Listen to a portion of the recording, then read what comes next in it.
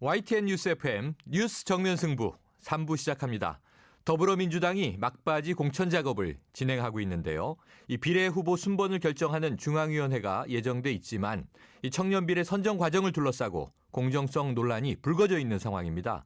인재가 부족한 것 아니냐 이런 지적도 나오고 있습니다. 잠시 후에 표창원 더불어민주당 비상대책위원과 이야기 나눠봅니다. 계속해서 여러분 의견은요. 문자 샵 0945로 보내주시고요. 짧은 문자 50원, 긴 문자 100원에 정보 이용료가 있습니다. 정면 인터뷰, 표창원 더불어민주당 비상대책위원 전화 연결돼 있는데요. 표 의원님 안녕하십니까? 네, 안녕하세요. 네, 청년 비례대표 선발 과정이요.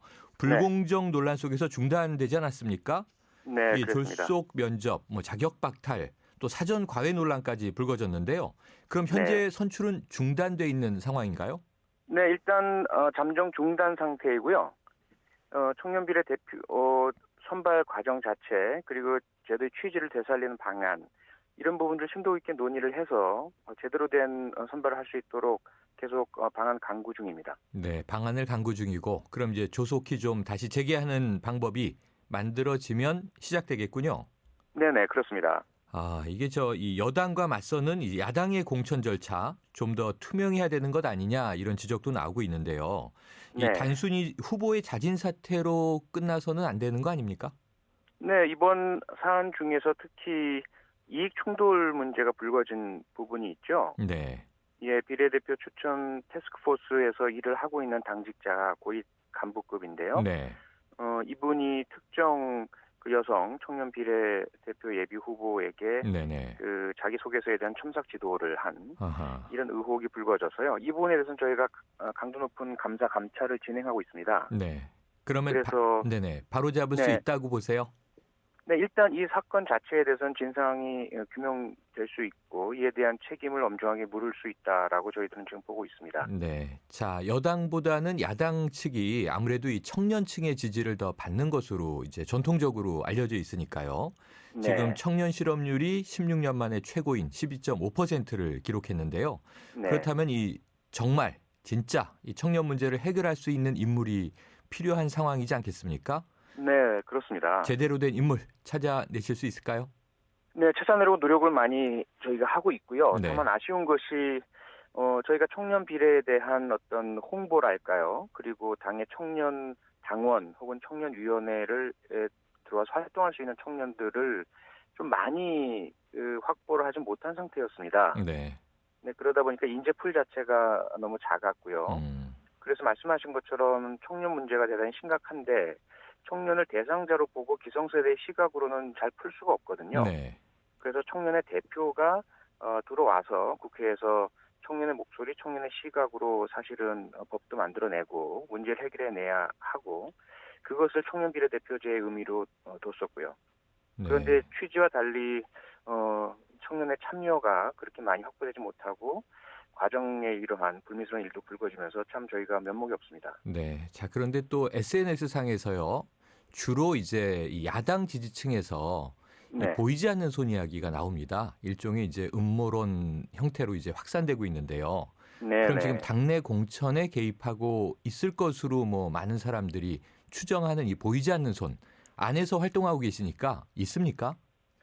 제가 볼 때는 일단 없는 것으로 확인이 되고요. 네네. 물론 오해하실 수 있는 여지는 여러 가지가 있습니다. 그리고 네. 특히 SNS상의 이야기들의 특징 자체가 네. 사실과 추정이 좀 섞여서 여러분들의 그 글을 거치다 보면 또 조금씩 확대되고 이런 부분들이 있지 않습니까? 그렇죠. 그래서 마치 정말 뭔가 보이지 않는 손이 조종하고 움직이는 것처럼 믿을 수 있는 믿기에 참 충분한 여지가 있는 이야기들로 좀 만들어지는데요. 네. 제가 내부에서 확인해 보면 물론 절차상의 어떤 흠결 혹은 착오라든지 그 자격 요건이라든지 자료에 대한 검증이 잘 이루어지지 못한 부분 이런 부분들은 분명히 발견이 됩니다. 네. 그런데 그렇군요. 의도적으로 누군가가 공천 전반에 있어서 자의적인 개입을 한다든지 특정인의 의도에 따라서 움직인다든지 이런 부분들은 사실은 제가 발견을 못하고 있고요. 네. 사실이 아닌 것으로 지금 보고 있습니다. 네. 그러니까 작은 팩트가 어찌 보면 현역 중진 정치인들에 대한 호불호의 감정 단계를 거치면서 막 확대되기도 하는데요. 그런데요, 표 의원님, 요거 하나는 좀 궁금합니다. 이 문재인 대표가 영입한 이 김빈 씨, 이 청년 네. 비례대표 면접을 5분 보고 탈락했다. 좀 네. 이제 어이가 없어하는 상황이 벌어졌는데요. 네. 그렇다면 이 김빈 씨가 다시 구제될 가능성 있다고 보세요? 일단 청년 비례대표 선발 과정 자체를 재점검하고 있기 때문에요. 네네. 특정인의 구제 여부와는 사실은 상관이 없고요. 네. 그리고 김빈 씨뿐만 아니라 모든 그 비례대표 후보자들이 5분에서 7분 사이에 면접을 받고 있습니다. 네네. 충분한 사전 서류 검토들이 있고요. 네. 그리고 워낙 많은 수를 계속해서 면접을 봐야 하기 때문에 긴 시간 면접을 볼 수 없는 상황이거든요. 네. 그런 부분들은 아마 본인은 좀 억울한 면이 있으시겠지만 특혜라든지 다른 사람에 대한 혹은 차별이라든지 또는 특정인만 미리 그 배제가 결정된 상태에서 짧은 면접을 했다든지 이것은 사실은 아니고요. 네, 그런 부분들은 네. 그래서 그 특정인 때문에 어떤 뭐 다시 특정인만 다시 후보자로 들어오거나 이럴 방법은 없겠지만 네. 청년 비례대표 전체에 대한 그런 그 점검이 이루어지면서 어떤 방식으로든 새로 후보자들에 대한 그런 그 기회가 주어진다면 그때는 아마 다른 기회가 있을 수도 있을 것 같습니다. 있을 수도 있다. 여지는 있는데 개별적인 것은 아니고 전반적인 네, 상황에서의 문제다. 이렇게 답을 주셨어요. 네. 자, 당 전반적인 상황으로 좀 여쭤볼게요. 사실은 네. 지금 더불어민주당이 뭐 여당 혹은 국민의당과 비교해서 가장 빠르게 좀 공천 작업을 시작을 해서 속도감 있게 나가시다가 중간에 조금 이제 이 역풍이 불기 시작한 게 정청래 의원의 탈락부터가 아닌가 싶어요.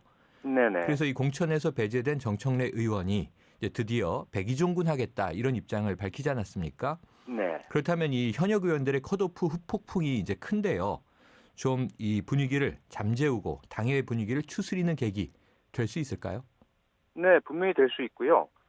상당히 커다란 그 도움이 되고 있습니다. 네. 정청래 의원의 정말 용기 있고 그 당을 생각하는 헌신과 결단이 상당히 많은 지지자분들께 마음을 다시 추스릴 수 있는 계기를 마련해 드렸고요. 네.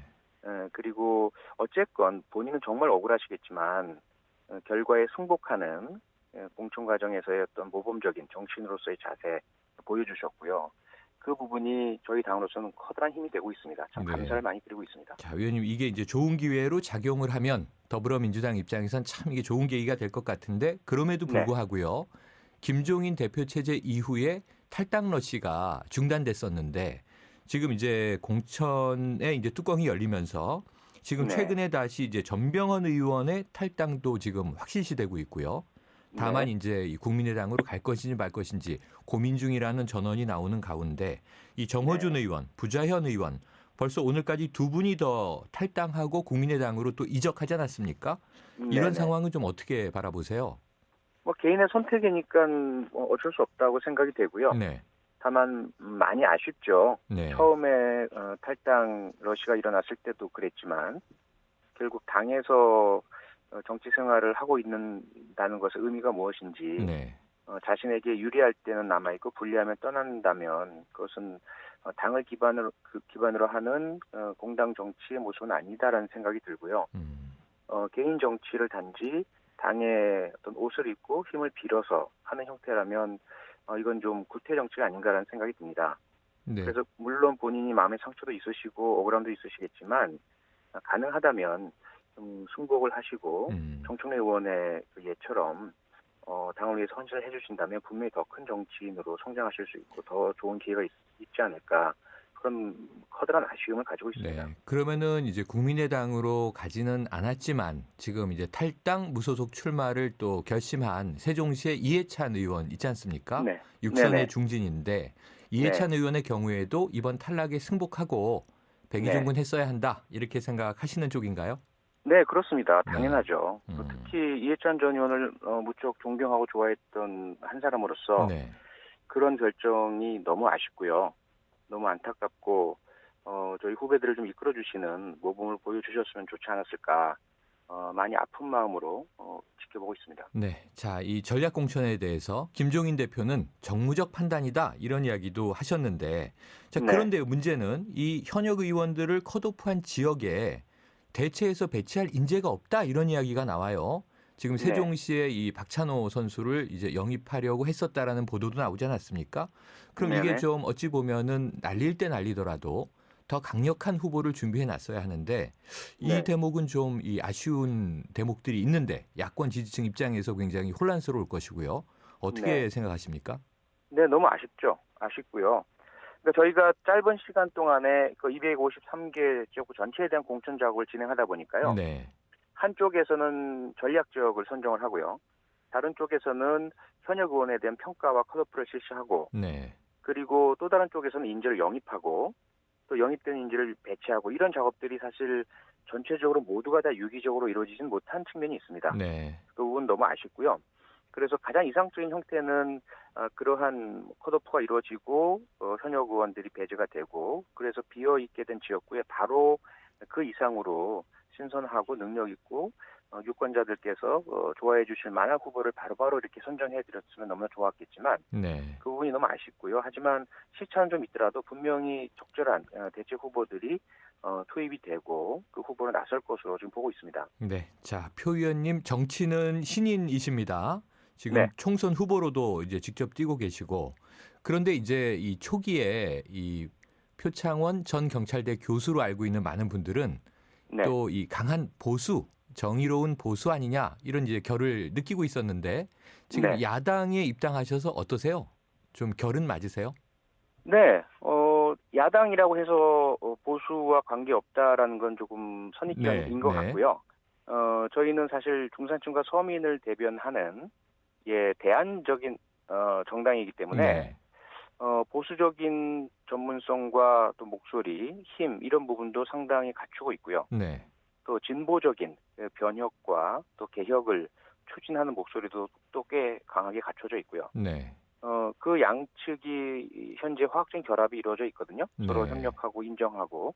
그래서 다른 한쪽에 너무 치우친 정당보다는 훨씬 건강한 모습이 아닌가 생각이 됩니다. 아, 치우친 정당보다는 오히려 조화로운 모습이기 때문에 네, 특별히 그런 문제를 느끼시거나 불편하시지는 않다 이런 말씀이시죠? 그렇습니다. 네, 오늘 말씀 감사합니다. 네, 고맙습니다. 지금까지 표창원 더불어민주당 비상대책위원이었습니다.